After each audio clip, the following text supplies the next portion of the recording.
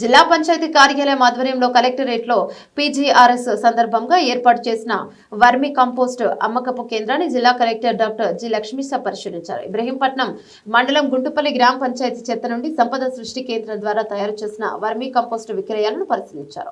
ఈ కేంద్రం ద్వారా కిలో వర్మి కంపోస్ట్ ప్యాకెట్ 20కి అందుబాటులో ఉన్నట్లు అధికారులు వివరించారు. అరకిలో, కిలో, 2 కిలోల ప్యాకెట్లను అందుబాటులోకి ఉంచినట్లు వివరించారు. మొక్క వేగంగా ఆరోగ్యవంతంగా పెరిగేందుకు వర్మి కంపోస్ట్ ఎంతగానో ఉపయోగపడుతుందని కలెక్టర్ లక్ష్మీషా సందర్భంగా పేర్కొన్నారు. జిల్లాలో మన ఘన ద్రవ్య వ్యర్థాల నిర్వహణపై ప్రత్యేకంగా దృష్టి సారించడం జరుగుతుందని, చెత్త నుండి సంపద సృష్టి కేంద్రాలు విజయవంతంగా నడుస్తున్నట్లు వెల్లడించారు. ఈ కార్యక్రమంలో డిపిఓ పి లావణ్య కుమార్ తదితరులు పాల్గొన్నారు.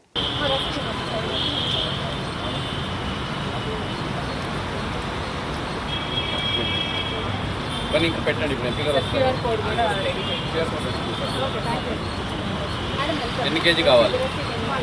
కేజీ 20 రూపాయలు.